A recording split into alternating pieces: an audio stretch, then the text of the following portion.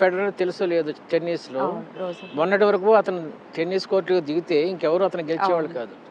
Tiger Woods అంటే గోల్ఫ్లో number 1, అతను కూడా గెలిచేశారు. సో ఒక్కసారి మనం విజయం తాలూకు చెవి చూస్తే ఈ ఫెయిల్యూర్ పోతుందండి. ఫస్ట్ టైం స్టేజ్ మీద మాట్లాడాల్సి వచ్చినప్పుడు ఛాలెంజ్ సినిమా చూసి ఉంటారు మీరు.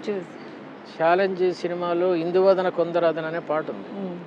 తాడేపల్లిగూడెం దగ్గర విజయ్ బాపినేడు గారని ప్రొడ్యూసర్ ఉండేవారు, ఆయన చనిపోయారు మొన్నే. ఆయన సినిమా హాల్ ఓపెన్ చేసినప్పుడు నేను చిరంజీవి మేము అందరం వెళ్ళాం.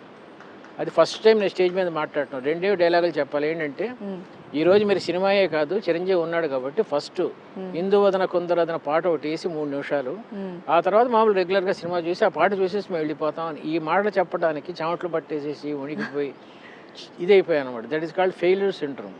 ఇప్పుడు మామూలుగా మాట్లాడుతున్నాం కదా, ప్రాక్టీస్ చేస్తే వచ్చేస్తుందండి ఆ ఫెయిల్యూర్ సిండ్రోమ్ పోవటం అనేది.